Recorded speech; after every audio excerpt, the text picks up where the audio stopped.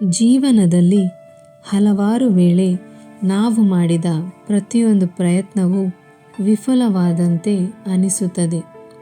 ಮುಚ್ಚಿದ ಬಾಗಿಲುಗಳು, ಕಳವಳ, ನಿರಾಶೆ ಇವೆಲ್ಲದರ ನಡುವೆ ದೇವರು ನಮಗೆ ಕಾಣದ ರೀತಿಯಲ್ಲಿ ನಿಧಾನವಾಗಿ ಹೊಸ ದಾರಿಗೆ ನಮ್ಮನ್ನು ಕರೆದೊಯ್ಯುತ್ತಿರುತ್ತಾರೆ.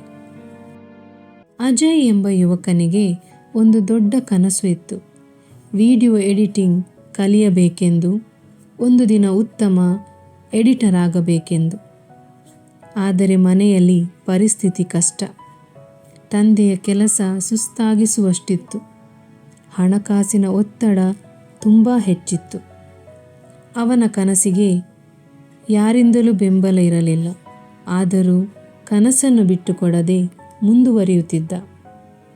ಅಜಯ್ ಹಲವಾರು ಕಡೆ ಕೆಲಸ ಹುಡುಕಲು ಹೋದ. ಪ್ರತಿ ಜಾಗದಲ್ಲಿ ಒಂದೇ ಮಾತು, ನಿನಗೆ ಅನುಭವವಿಲ್ಲವೆಂದು.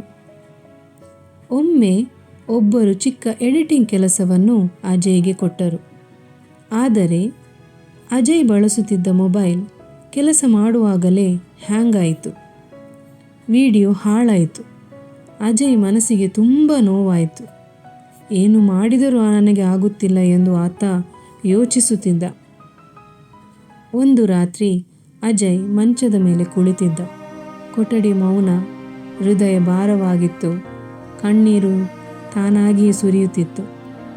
ನನ್ನ ಜೀವನದಲ್ಲಿ ಒಳ್ಳೆಯದು ಆಗುವುದಿಲ್ಲವೇ ಎಂದು ಆತ ಮನಸ್ಸಿನಲ್ಲಿ ಕೇಳಿಕೊಳ್ಳುತ್ತಾ ದುಃಖಪಡುತ್ತಿದ್ದ. ಆಗ ಅಜಯ್ಗೆ ತನ್ನ ತಾಯಿಯವರು ಹೇಳಿದ ಮಾತು ನೆನಪಾಯಿತು. ಕಷ್ಟದ ಸಮಯದಲ್ಲಿ ದೇವರ ವಾಕ್ಯ ಓದಲು ಶುರು ಮಾಡು, ಆ ವಾಕ್ಯ ನಿನ್ನ ಕೈ ಹಿಡಿಯುತ್ತದೆ ಎಂದು. ಅಜಯ್ ನಿಧಾನವಾಗಿ ಎದ್ದು ಬೈಬಲ್ ತೆಗೆದುಕೊಂಡ. ಒಂದು ಪುಟ ತೆರೆದಾಗ ಅವನ ಕಣ್ಣು ಏಷಾಯನ ಪ್ರವಾದನ ಗ್ರಂಥ 43ನೇ ಅಧ್ಯಾಯ 18ನೇ ಮತ್ತು 19ನೇ ವಚನಗಳ ಮೇಲೆ ಬಿತ್ತು. ಆ ವಚನಗಳಲ್ಲಿ ಬರೆಯಲ್ಪಟ್ಟಿದೇನೆಂದರೆ, ಯೆಹೋವನು ಹೀಗನ್ನುತ್ತಾನೆ, ಹಳೆಯ ಸಂಗತಿಗಳನ್ನು ಜ್ಞಾಪಕಕ್ಕೆ ತಂದುಕೊಳ್ಳಬೇಡಿರಿ, ಪುರಾತನ ಕಾರ್ಯಗಳನ್ನು ಮರೆತು ಬಿಡಿ, ಇಗೋ ಹೊಸ ಕಾರ್ಯವನ್ನು ಮಾಡುವೆನು ಎಂದು. ಈ ವಾಕ್ಯಗಳು ಅವನ ಮನಸ್ಸಿನಲ್ಲಿ ಬೆಳಕಿನಂತೆ ಹೊಳೆಯಿತು. ಒಮ್ಮೆ ಕುಸಿದಿದ್ದ ಆತ ಇಗೋ ಏಳಲು ಶಕ್ತಿ ಪಡೆದ. ಮುಂದಿನ ದಿನದಿಂದ ಅಜಯ್ ಉಚಿತ ಟ್ಯುಟೋರಿಯಲ್ಗಳನ್ನು ನೋಡತೊಡಗಿದ. ಮೊಬೈಲ್ ಮಾತ್ರ ಇದ್ದರೂ ಆತ ಅದನ್ನು ಸಾಧ್ಯವಾದಷ್ಟು ಸಮರ್ಥವಾಗಿ ಬಳಸಲು ಆರಂಭಿಸಿದ. ದಿನಕ್ಕೆ ಸ್ವಲ್ಪವಾದರೂ ಅಭ್ಯಾಸ ಮಾಡುತ್ತಿದ್ದ. ಅಭ್ಯಾಸವೇ ಅವನಿಗೆ ಹೊಸ ದಾರಿ ಮಾಡಿಕೊಡುತ್ತಿತ್ತು.